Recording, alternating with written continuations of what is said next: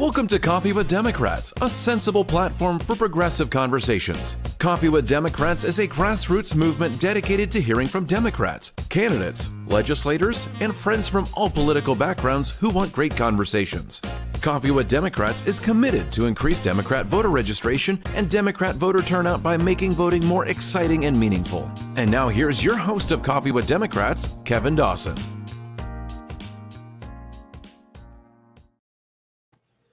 Hey, good morning and welcome to Coffee Break on Coffee with Democrats. Again, we're doing this show Monday through Friday until the election, and we're pulling in a new candidate every single day. And guess who we have in the house with us today? And that's Representative Monroe Nichols. Great to see you again, Monroe. You are such a great friend, and I appreciate you taking the time out of your campaign to spend a few minutes with us today. Man, I'm so excited to be on. I just appreciate you for inviting me on. I'm on fire about what we have going on in the campaign. Very excited about everything I'm seeing across the country. Hey, man, November 5th is going to be a big day. I can't wait to get there. Well, and I can't wait for you to get elected so that I can travel up to Tulsa and be up there whenever they swear you in. So come on up. That's going to be one of my on my bucket list of things that I want to do. But we got to get there first, and in order to get there, we got to have you talk about your campaign. So why don't you tell us about what's going on in your part of the prairie? Yeah, look, we are almost, I think, 15 months into the campaign, and from the start of the campaign, we really have talked about issues, and I think that's a great thing. And I tell everybody this at this point. When I was able to place first on August 27th out of 7 candidates, it wasn't because I had the most money. It wasn't because I have the highest name ID. It's because we went to go see people where they were, and we talked about issues, things like ending homelessness by 2030, things like improving student outcomes and expanding our economy and making this the safest big city in the country, and doing it in a way where we can hold ourselves accountable and having real conversations like the one we're having right now about Tulsa's future.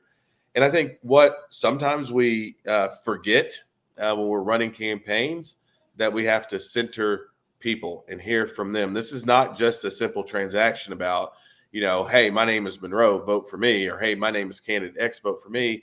This is a conversation about how we together are going to improve this community that we're in. And that's what we've done over the last several months. I started this campaign in July of 2023. And since then, we have built a campaign that has been all about how we do it together. And I think that's the reason we placed first on August 27th.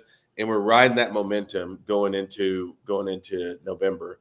It's not lost on me, and it's never lost on me, that winning this election would be a historic moment for the city of Tulsa by electing the first person of color to serve as mayor. But I think even bigger than that, it signals that we in this city, and I think really in this state, are ready for something a little bit different. We're ready for problem solvers. We're ready for people to be aggressive. We're ready for people to figure out how do we all make contributions and are invested in the future of our communities. And I'm just excited to be just a part of that. I will say, as you said before, we got to win the election first. And it always reminds me, Kevin, that at the end of the day, it's not just my name and my opponent's name, or it's not just Vice President Harris's name or Donald Trump's name on the ballot. What's on the ballot is actually, how are we going to meet the needs of this community? It's homelessness, it's students, it's economic development, it's public safety. These are the things that are on the ballot. The future of democracy is on the ballot, right? And so I think that's the reason why we got to make sure that folks are engaged, involved, and fired up, because the future is just too important. And I'm just really excited. I can't tell you how excited I am to be a part of this big moment in our city and our nation.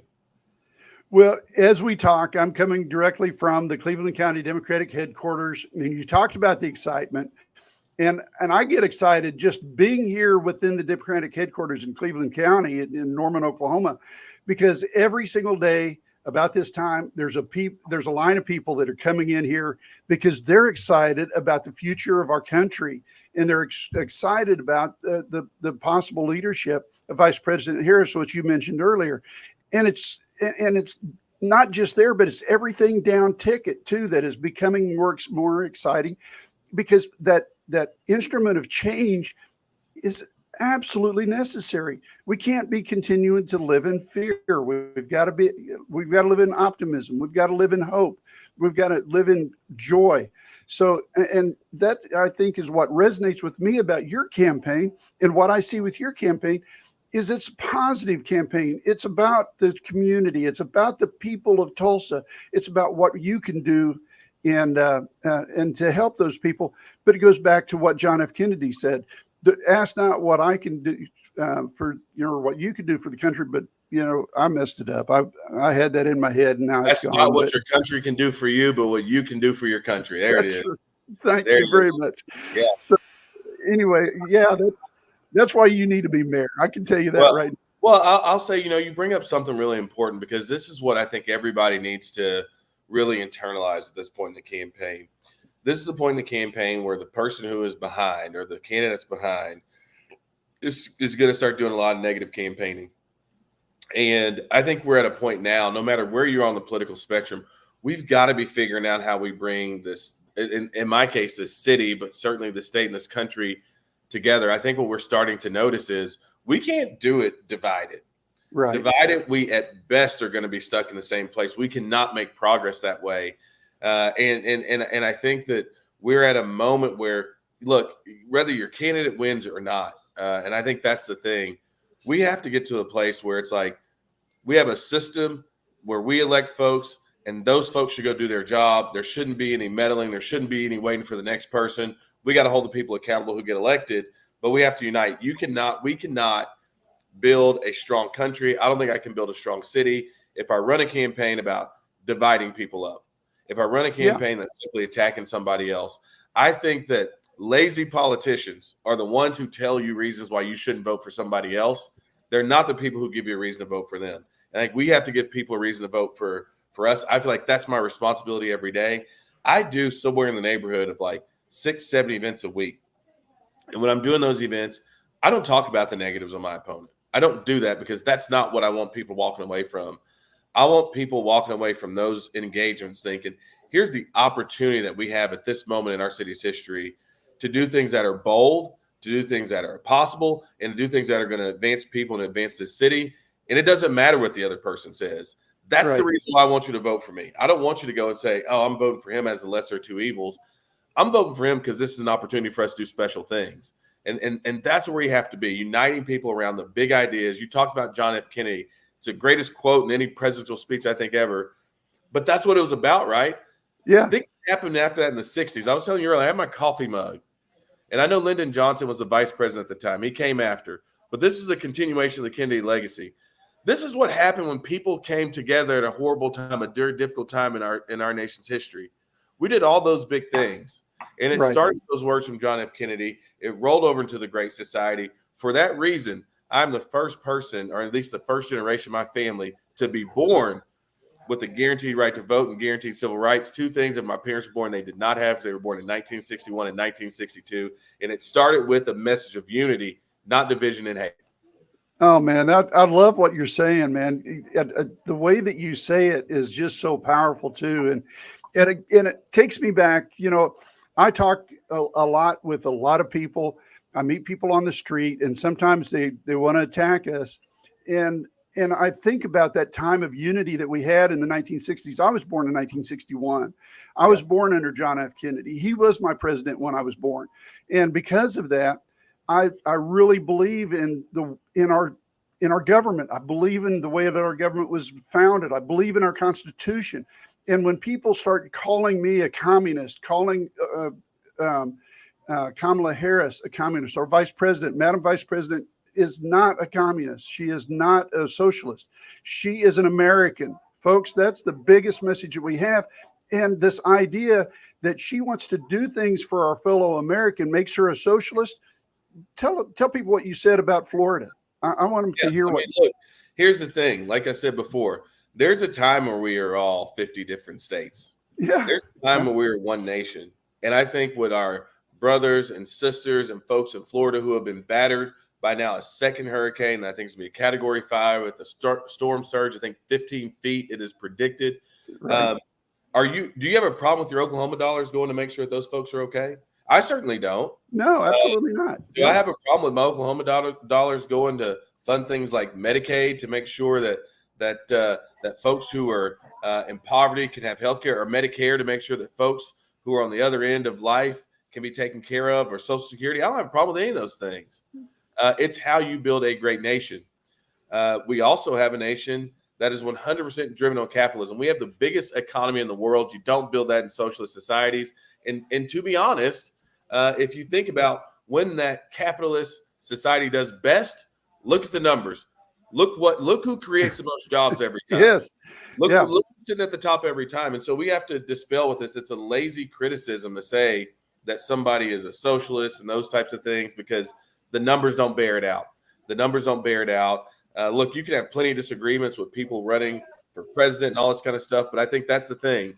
You can't be distracted this election cycle. No, absolutely. Absolutely. You gotta be focused. And I think that's all part of it. Like this is the time in our nation's history where we got to come together. We got to unify. We're all on the same team. Absolutely. It's a dangerous world out there, and we can't do it 50 different ways. We got to figure out how to unite and do it as one country. And the way that we do that with your campaign is we got to work on you got to finance. You can't finance this by yourself. No, nobody can finance this by themselves to run for office anymore. Everything you do costs money. If you have a mailer, it costs money. If you want to have a program where people come together and they text bank and text people, that costs money. If you want a phone bank, that costs money. If you want to go door to door and knock on people's doors, that's probably the least costly thing. But guess what?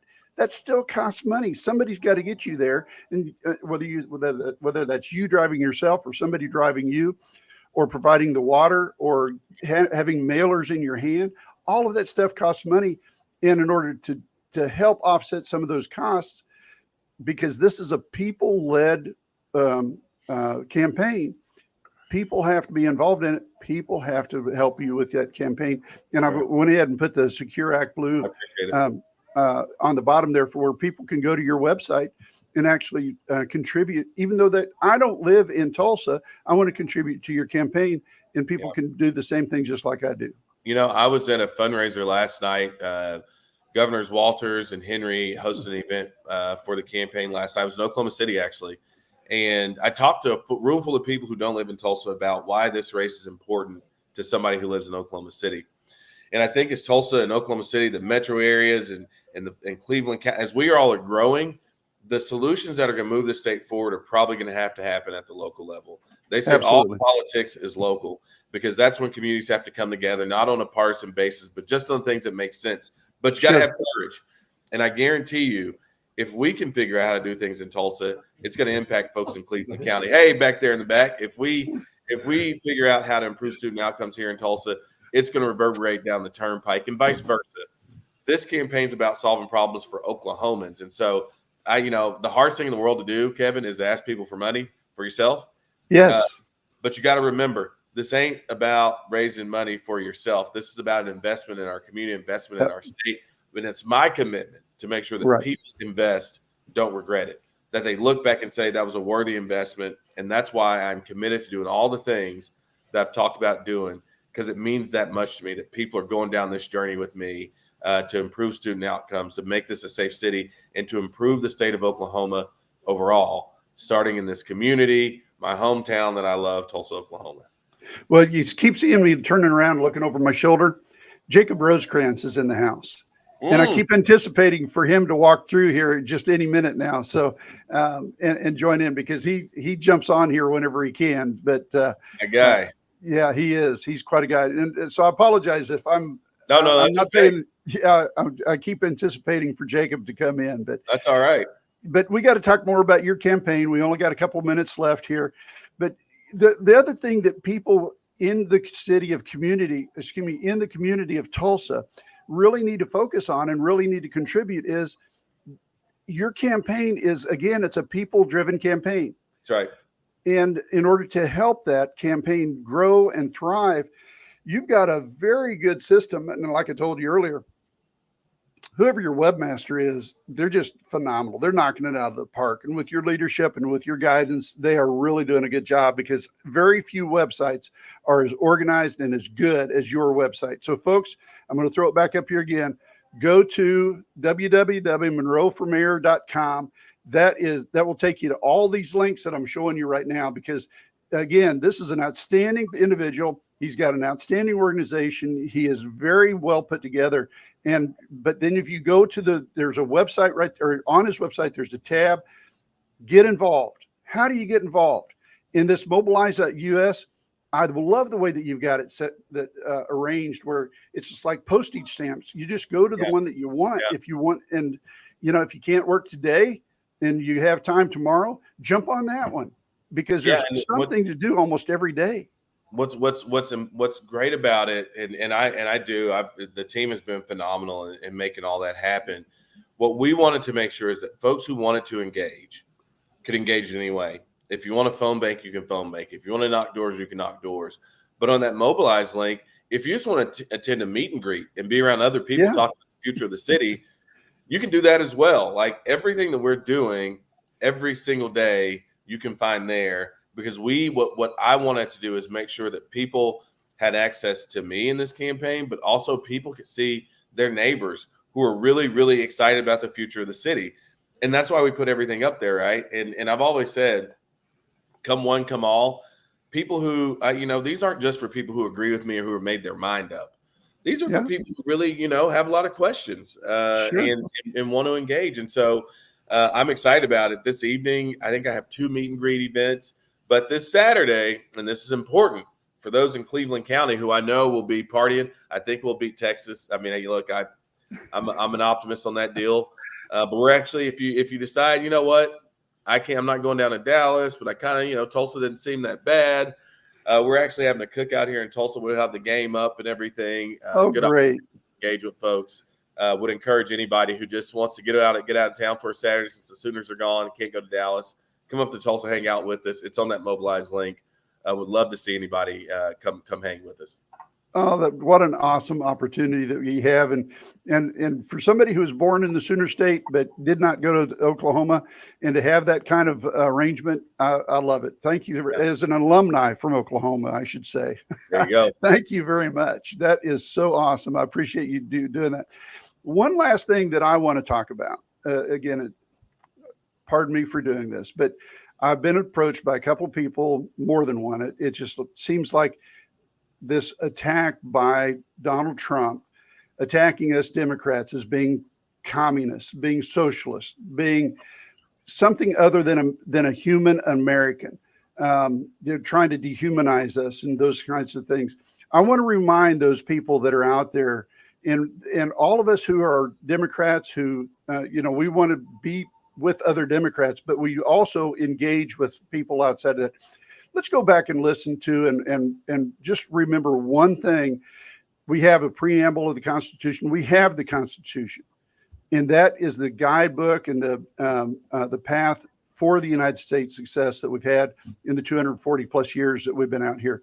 And Monroe, would you do me the honor of just reading the preamble of the Constitution? I've got it on the screen right there in front of you, and whenever you get to the bottom of that, I'll change to the next page. Be happy to. We, the people of the United States, in order to form a more perfect union, establish justice, ensure domestic tranquility, provide for the common defense, promote the general welfare, and secure the blessings of liberty to ourselves and our posterity, to ordain and establish this Constitution for the United States of America. Doesn't that just say it all? I mean, when people attack us as being the communists, it's right in our preamble that we want to provide for the common defense and promote the general welfare of the people. We, the people. I know we're about running out of time, but the one thing I do kind of want to say is that, I think there's different times in our history where generations or a group of folks have to rise above the fray. Yes. Because what we know about our democracy is it can be fragile. Yes. And folks are going to say what they think they need to say to try to win an election. And that's kind of where we are right now. But but it says we the people, not I the president, not I the candidate. And so it really is our responsibility to make sure that we do that. It is not necessarily Donald Trump's responsibility to do that. It's not even Vice President Harris's responsibility to do that. It is our responsibility to make sure we're meeting that with our neighbors. It is out of many one, as we talked about before we got started. Yeah. And we have to make sure that we take this very fragile gift that we've been given and that we make sure that we keep it strong, no matter who's running for president, no matter what time it is, because we know when we are together, the things we can accomplish are amazing. When that was written, it was a bunch of people who had no idea that this experiment would last to me being on this StreamYard with you having coffee this morning. They did not know that. They hoped for it. They did not know, but they didn't approach that with division and sowing seeds of doubt. They had their disagreements. But they came together. They came together as one, and that's what's so special about this country. And the very last thing I'll say, Kevin, is I think about all the time. There's three people in this country, right? There's this thing that we all have. There's a big boulder, and we're pushing it up the hill. We're trying to get up the hill. Some of us are pushing it up toward progress. Right. Some of us are the forces pressing it back down, and some people are just watching. Right. You got to make sure that this election cycle, you're not just watching. You got to make sure that you're one of those people pushing that boulder up the hill, because what will happen is the harder we push, the fewer people will be on the other side. More people will understand that progress going upward is better than going backward. Right. But it's harder to press it up. And so don't get tired. Don't get discouraged. Don't get frustrated. Get motivated, get active. Let's go vote, and let's make sure that this very fragile democracy that we have, that this year we decide to strengthen it using everything we have within us to do so. Well, folks, I'm telling you guys and ladies that are watching this, I get so excited whenever I'm around Representative Nichols. He is such an awesome candidate, and he's such a great ambassador for the city of Tulsa. And we really got to do everything we can to get him elected. So, folks, thank you for watching a Coffee Break on Coffee with Democrats. Until tomorrow, when we get back on here at 10 o'clock, everybody, please be safe, and thank you for joining us.